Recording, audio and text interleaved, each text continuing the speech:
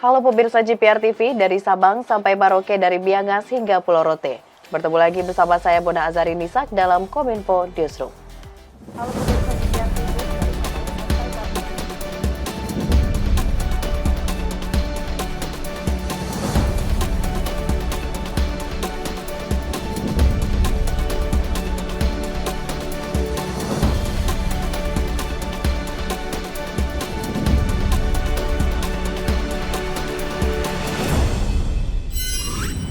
Pemirsa, kita ke informasi pertama. Pemerintah mendorong penggunaan bibit unggul hibrida jagung guna meningkatkan produksi jagung nasional. Peningkatan produksi jagung dilakukan dengan pembukaan lahan baru dan meningkatkan pemasaran.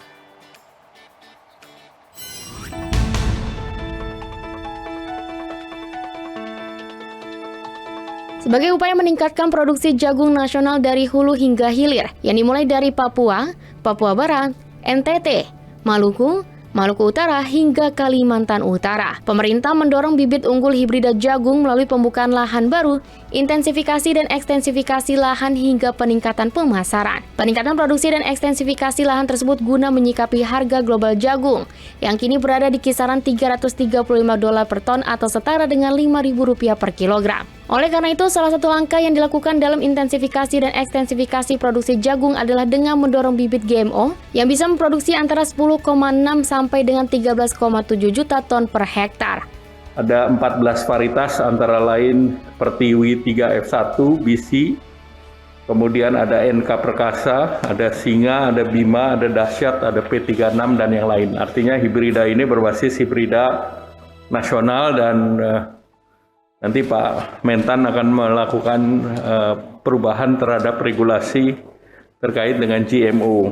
Serta pemerintah juga mendorong pengembangan alat mesin pertanian bisa menggunakan kredit dari perbankan. Nah, KUR yang kemarin 373 triliun, untuk tahun depan juga kita naikkan menjadi sekitar 460 triliun. Jadi ruangnya cukup besar untuk mendorong ekstensifikasi daripada petani jagung. Sementara itu, Menteri Pertanian Syahrul Yassin Limpo menyampaikan bahwa saat ini pemerintah sudah tidak mengimpor jagung kecuali untuk kebutuhan industri. Mentan juga menjelaskan produksi jagung nasional saat ini berada di atas 18 juta ton melebihi kebutuhan dalam negeri yang hanya 14,7 juta ton. Kita sebenarnya overstocknya cukup, tetapi tadi Bapak Menko memberikan penggarisan kebutuhan nasional menjadi sangat penting. Nanti sesudah kita lihat apa-apa yang memang harus dilakukan, barulah kita berpikir untuk meningkatkan ke langkah-langkah berikutnya, baik ekspor maupun peningkatan kebutuhan industri dalam negeri kita. Maraknya penyakit cacar monyet atau monkeypox juga mengancam industri pariwisata, membuat pemerintah kian memperketat aturan guna melindungi masyarakat, khususnya para pelaku pariwisata dan ekonomi kreatif.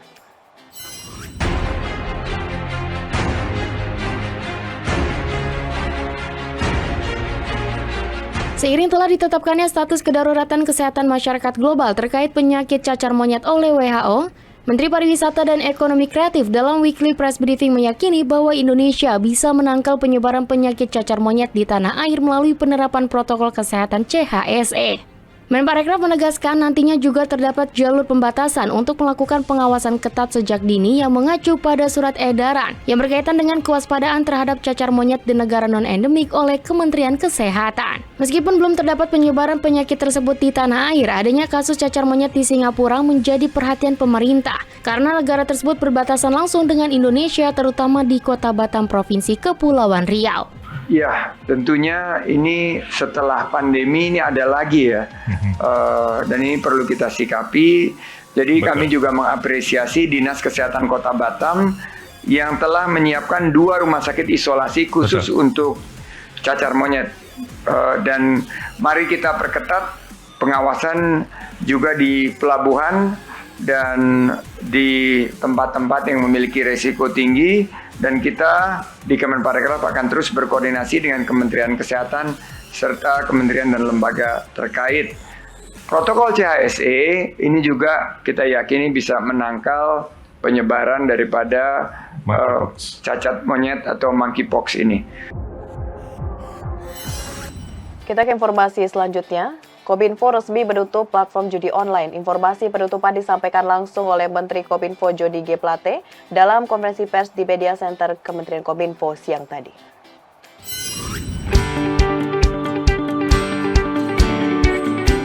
Kementerian Komunikasi dan Informatika telah melakukan evaluasi, verifikasi, dan klarifikasi terkait perkembangan pendaftaran penyelenggara sistem elektronik di Indonesia.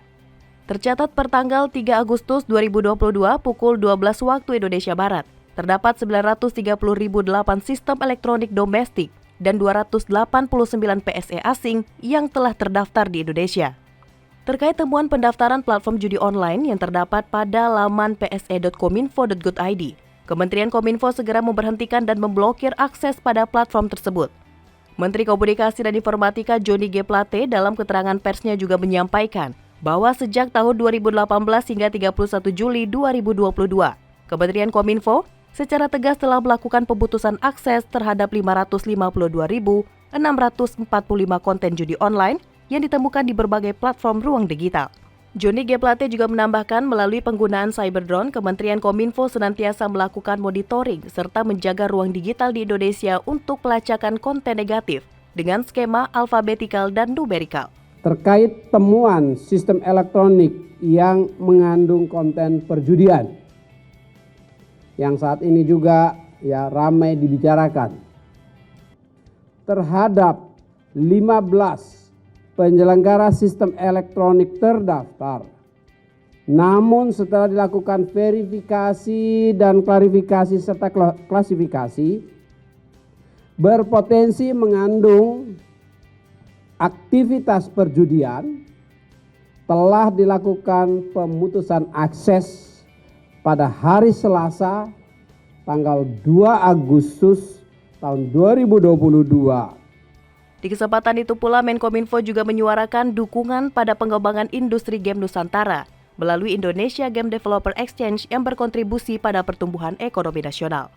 Kominfo menegaskan apapun kewajiban pendaftaran penyelenggara sistem elektronik yang beroperasi di Indonesia bukanlah untuk membatasi perkembangan platform digital, melainkan sebagai upaya yang dilakukan oleh pemerintah dalam meningkatkan akuntabilitas PSE yang diharapkan mampu menciptakan kebijakan lebih baik, terutama dalam kedaulatan data serta perlindungan data masyarakat Indonesia.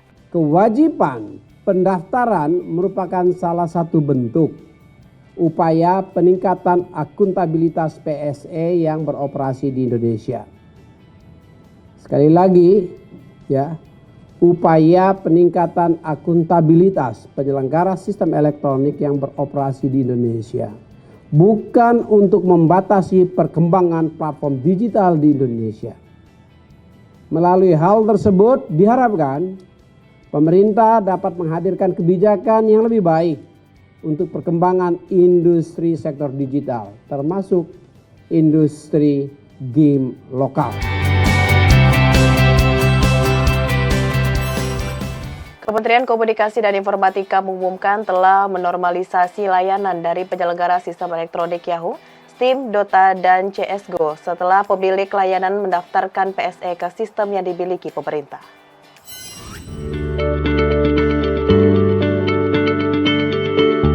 Dilansir dari laman resmi Kominfo, Selasa 2 Agustus 2022, Kementerian Komunikasi dan Informatika telah membuka kembali beberapa PSE yang sebelumnya diblokir.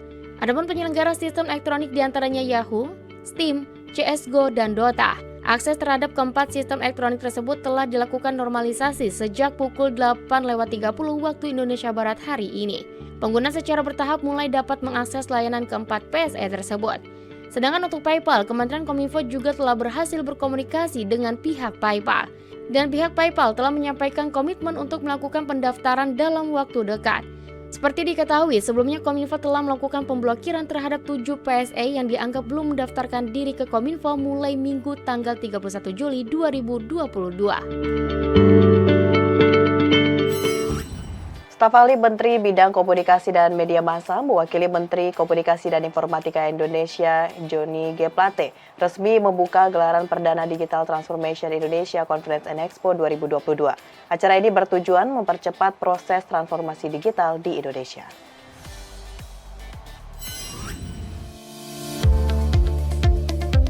Dalam rangka mendukung percepatan transformasi digital di Indonesia serta memperingati Hari Bakti Pos dan Telekomunikasi yang ke-77, Kementerian Komunikasi dan Informatika bersama dengan PT House Clarion Events, Masyarakat Telematika Indonesia, dan Asosiasi Penyelenggara Jasa Internet Indonesia meresmikan gelaran perdana Digital Transformation Indonesia Conference dan Expo 2022. Pameran yang bertempat di Jakarta Convention Center pada 3 hingga 4 Agustus 2022 ini menghadirkan peserta penyedia solusi teknologi dari berbagai industri, mulai dari Telkom Indonesia, Telkomsel, SDC, Indonet, OutSystems, VMware, Veeam, Eletri, XL Axiata, Kaedit System, dan lain-lain. Presiden Direktur PT House Clarion Events, Turangga Putra mengatakan, Digital Transformation Indonesia Conference dan Expo 2022 ini juga nantinya akan menggelar konferensi yang berperan sebagai ruang diskusi mengenai isu-isu penting yang erat kaitannya dengan transformasi digital. DTICX terlahir dari mimpi awal kami untuk menciptakan sebuah platform cross-interaction secara fisikal dan juga digital yang bertujuan untuk membangun konektivitas seluruh komunitas dan stakeholder terkait dalam proses transformasi digital di Indonesia, baik dari sektor swasta, BUMN, pemerintah, dan organisasi profesional pendidikan.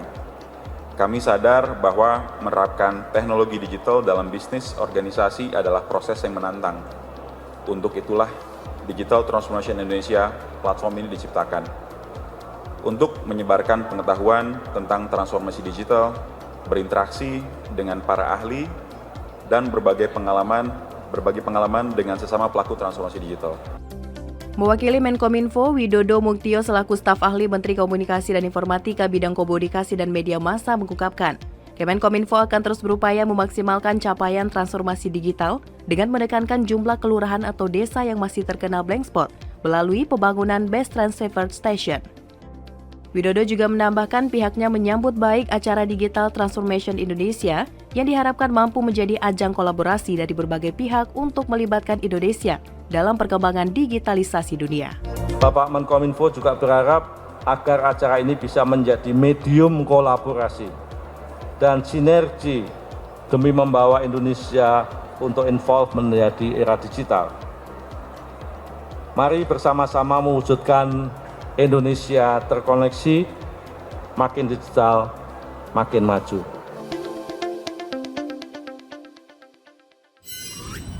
Pemirsa, usai jeda kami akan kembali dengan berbagai informasi lainnya. Tetaplah bersama Kominfo Newsroom.